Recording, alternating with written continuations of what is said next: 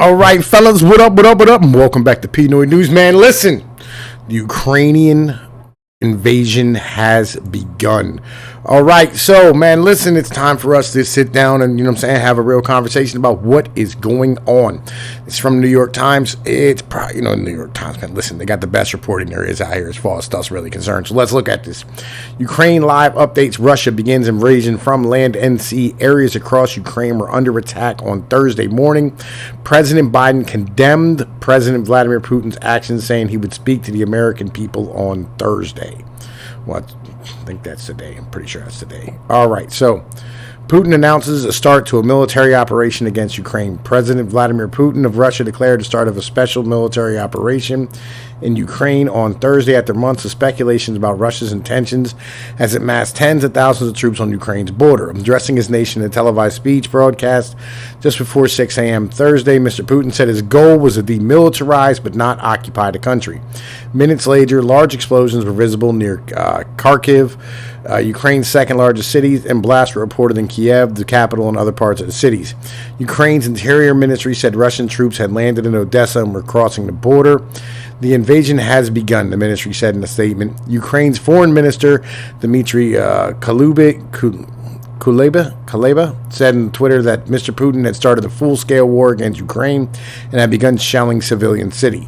This is a war of aggression, he wrote on Twitter. Ukraine will defend itself and win. The world must act and stop Vladimir Putin. It's time to act immediately. All right. So here's, LIOP Pnoid News' stance on things. I believe we should have a neutral foreign, policy towards all countries as far as I am concerned. I don't believe that we should be involved in anybody else's wars but our own, and this has nothing to fucking do with us. And I realize that, this is in step with, Russian ideology and Russian propaganda, but I'm going to keep it a buck with you. This has been my ideology for a long time. I've always been anti-war unless somebody is invading my country. And on top of that, I'm kind of pro not poking a bear who has 5,000 nuclear warheads. I don't want to ever stand here and look down the barrel of a nuclear fucking blast. It seems dumb as an in general thing. And I feel like, Russia might just pull the fucking button because they don't really care, right? We're getting to that level where people are just going, we don't give a fuck. You know what I'm saying? Like, everything's going to crash anyway. Everybody's going to end up broke and everything's fucked up. That country's going down a shithole. They are going to take somebody out when they go. I don't think it should be us. That's kind of my mentality. So the mental is got nothing to do with us. We should leave it alone. It's not our fucking business. It's that simple.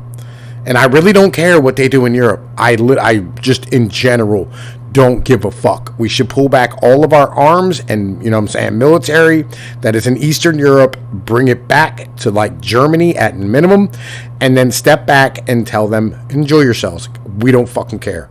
Because it literally has nothing to do with us. Let's keep quoting. Invoking the NATO bombing of Yugoslavia in 1999, the American invasion of Iraq in 2003, Mr. Putin cast his actions long overdue strike against an American-led world order that he described as an empire of lies. Even as he spoke, the United Nations Security Council held an emergency meeting imploring him not to invade. Mr. Putin said he was acting after receiving a plea for assistance from the leaders of the Russian-backed separatist territories formed in eastern Ukraine in 2014, a move that Western officials had predicted as a possible pretext for the invasion. Well, of course, that's 101. Mr. Putin also described the operation as a response to a question of life or death that he said Russia was facing as a result of eastward expansion of the NATO alliance, which Ukraine has aspired to join. This is the red line that I talked about multiple times, Mr. Putin said. They have crossed it. The operation's goal, Mr. Putin said, was to defend the people who for 8 years are suffering persecutions and genocide by the Kiev regime, citing the false accusation that Ukrainian forces have been carrying out ethnic cleansing in separatist regions of eastern Ukraine. Evidence needed, right? In bellicose language, Mr. Putin also issued what appeared to be a warning to other countries.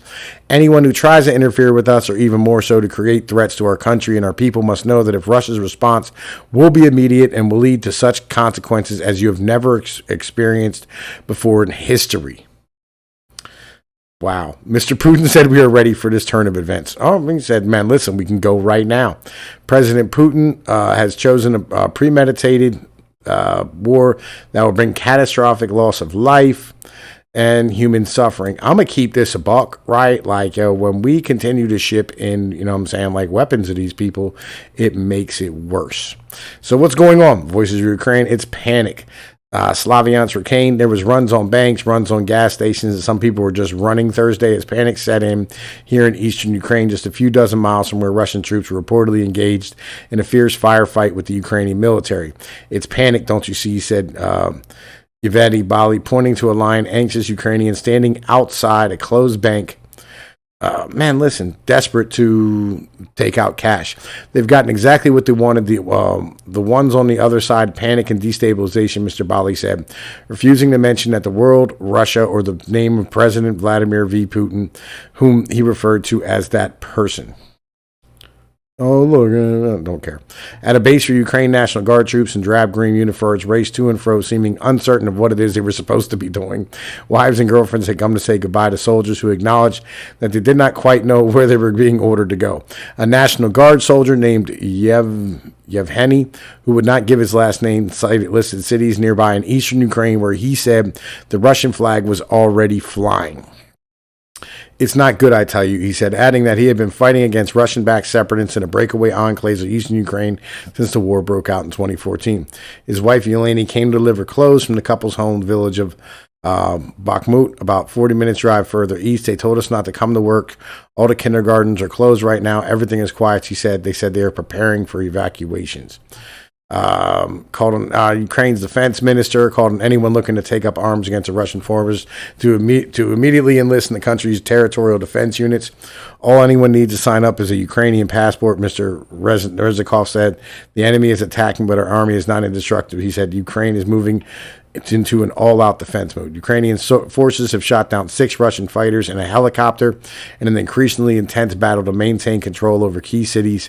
A senior Ukrainian military official said, speaking on the condition of anonymity to release information outside of official channels. Ukrainian troops have also repelled for the time being Russian advances in 2 major cities, Chernihiv in the north near Belarus and Kharkiv in the northeast close to Russia's border, the official said.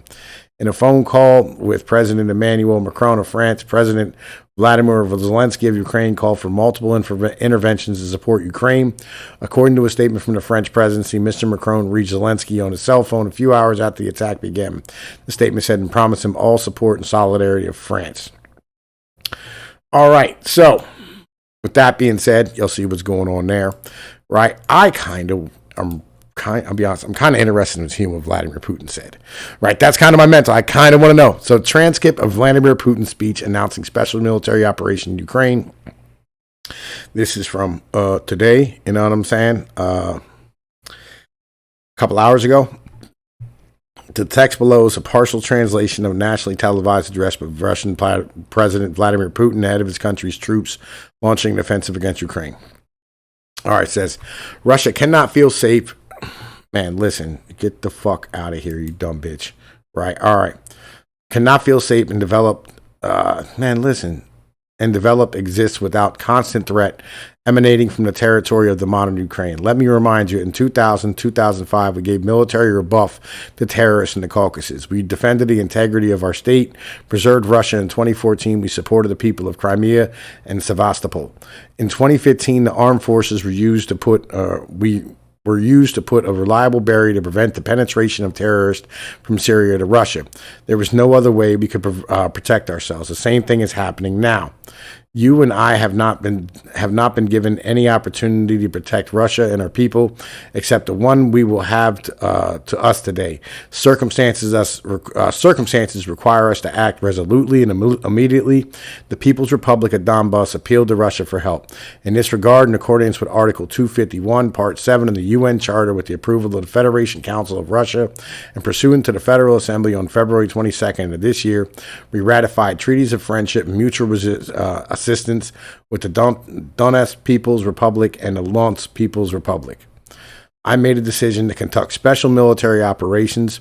Its goal is to protect people who have been abused by the genocide of the Kiev regime for 8 years, and to this end, we will strive for demilitarization and denazification of Ukraine, as well as bringing to justice those who committed numerous bloody crimes against civilians, including citizens of the Russian Federation. At the same time, our plans do not include the occupation of Ukrainian territories. We are not going to impose anything on anyone by force. At the same time, we hear more often lately from the West that documents signed by the Soviet totalitarian regime that fixed the results of the Second World War should not be implemented. What can we respond to that? The results of the Second World War, as well as the sacrifices made by our people on the altar of victory of Nazism, are sacred, but this does not contradict the high values of human rights and freedoms based on the realities that have developed during all post-war decades. It also does not cancel the right of nations of self-determination enshrined by Article 1 of the UN Charter.